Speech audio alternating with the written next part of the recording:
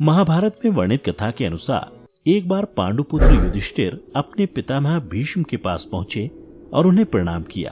तब पितामह भीष्म ने उन्हें आशीर्वाद देते हुए पूछा, हे वत्स, तुम चिंतित लग रहे हो, बताओ क्या बात है। तब युधिष्ठिर ने कहा, पितामह, मैं एक दुविधा में फंस गया हूँ, क्या आप उसे सुलझाने की कृपा करेंगे। यह सुनकर भीष्म बोले, पौत्र, पहले तुम मुझे अपनी दुविधा बताओ, फिर मैं उसे सुलझाने का प्रयास करूंगा।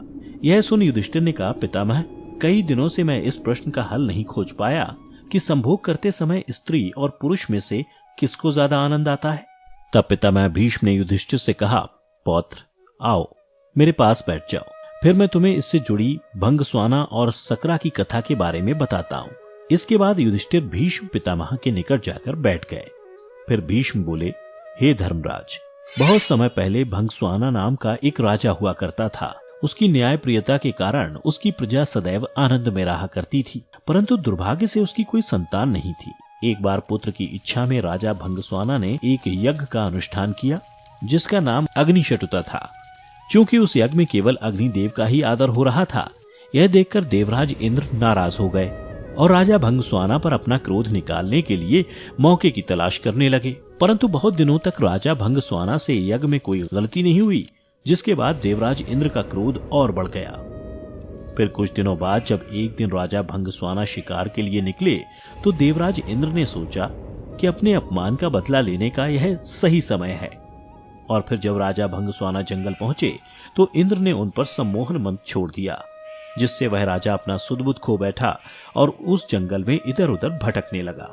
सुधबुद्ध खो देने के कारण राजा भंगस्वाना को ना तो दिशा की समझ रह गई थी और ना ही उसे अपने सैनिक दिख रहे थे।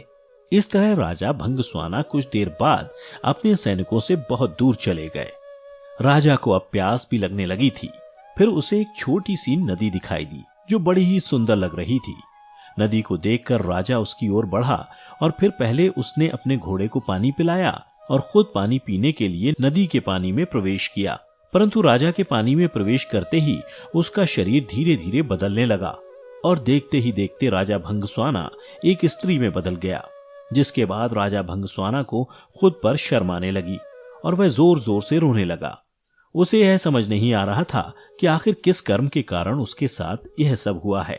फिर भंगस्वाना मन ही मन ईश्वर से कहने लगा, हे प्रभु, आपने ये कैसा अनर्थ कर दिया है। इस रूप को लेकर मैं अपने राज्य वापस कैसे जाऊंगा। अभी कुछ दिन पहले ही मुझे अग्निशटुता यज्ञ से 100 पुत्रों की प्राप्ति हुई है, उनसे मैं क्या कहूंगा। और तो और महल में मेरी रानी मेरी प्रतीक्षा कर रही होगी, उनके सामने इस रूप में कैसे जाऊंगा। हे ईश्वर, आपने तो मुझसे राजपाट के साथ साथ मेरा पौरुष भी ले लिया, साथ ही मेरी प्रजा का क्या होगा। फिर काफी देर तक इस तरह से विलाप करने के बाद वह राजा अपने राज्य वापस लौटा।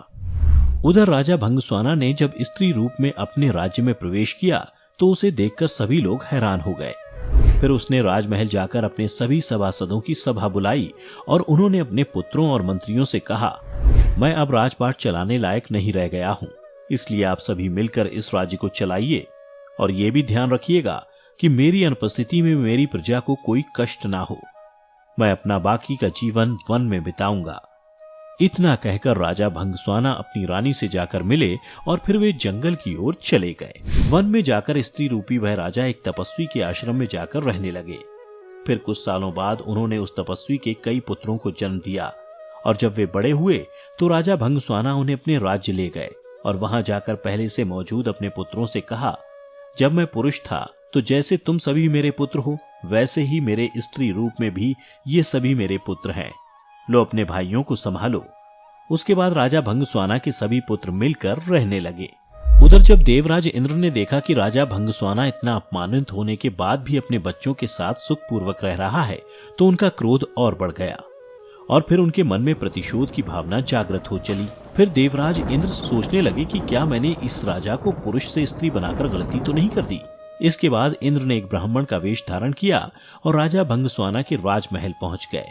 राजमहल पहुंचकर देवराज इंद्र भाइयों के बीच फूट डालने के उद्देश्य से उनके कान भरने शुरू कर दिए। कुछ दिन के बाद इंद्र की यह योजना सफल हो गई और राजा भंगस्वाना के सभी पुत्र आपस में ही लड़ने लगे और देखते ही देखते सभी ने एक दूसरे को मार डाला।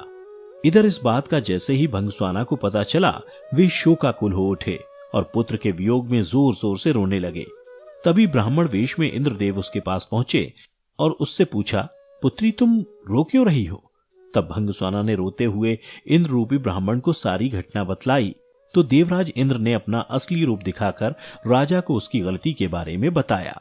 इंद्र बोले, हे राजन, तुमने यज्ञ में केवल अग्निदेव की पूजा की और मेरा अपमान किया, इसलिए मैंने ही तुम्हारे साथ यह सब किया। देवराज इंद्र के मुख से ऐसी बातें सुनकर भंगस्वाना उनके चरण पकड़ते हुए बोले, हे देवेंद्र, अनजाने में मुझसे बड़ा अपराध हो गया, कृपया कर मुझे क्षमा कर दें। यह देखकर इंद्र को दया आ गई और उन्होंने राजा को वरदान देते हुए कहा, हे स्त्री रूपी राजन, तुम अपने सभी पुत्रों में किसी एक को जीवित देख सकते हो। तब भंगस्वाना ने कहा, हे देवेंद्र, अगर ऐसी बात है तो मैंने स्त्री रूप में जिन पुत्रों को जन्म दिया था उनमें से किसी एक को जीवित कर दीजिए। यह सुन इंद्र हैरान हो गए और फिर उसका कारण पूछा तो भंगस्वाना ने कहा, हे देवेंद्र, स्त्री का प्रेम कभी भी पुरुष के प्रेम से बहुत अधिक होता है, इसलिए मैं अपनी कोख से जन्मे पुत्र का जीवन दान मांगती हूँ। राजा भंगस्वाना की बातें सुनकर इंद्र प्रसन्न हो गए और उन्होंने राजा के सभी पुत्रों को जीवित कर दिया। फिर उन्होंने राजा भंगस्वाना को पुरुष रूप में परिवर्तित वरदान दिया, परंतु स्त्री रूपी राजा भंगस्वाना ने इंद्र से कहा, हे देवराज, मैं स्त्री रूप में ही खुश हूँ और अपने जीवन के अंत तक स्त्री ही रहना चाहती हूँ। यह सुनकर इंद्र ने उससे पूछा, राजन, तुम पुरुष बनकर अपना राजपाट नहीं संभालना चाहते? तो भंगस्वाना बोले, नहीं, क्योंकि संयोग के समय स्त्री को पुरुष से कई गुना ज्यादा आनंद और सुख मिलता है, इसलिए मैं स्त्री ही रहना चाहती हूँ। यह सुनकर इंद्र ने तथास्तु कहा और वहां से अंतर्ध्यान हो गए। इस तरह कथा समाप्त होने के बाद भीष्म ने युधिष्ठिर से कहा कि हे पौत्र, अब तो तुम्हें समझ आ गया होगा कि स्त्री को संभोग के समय पुरुष से ज्यादा आनंद आता है। तो मित्रों, उम्मीद करता हूं कि आप भी युधिष्ठिर की तरह इस बात को समझ गए होंगे कि संभोग के समय स्त्री और पुरुष में कौन ज्यादा आनंद प्राप्त करता है। अगर समझ गए हो तो नीचे कमेंट करके जरूर बताएं।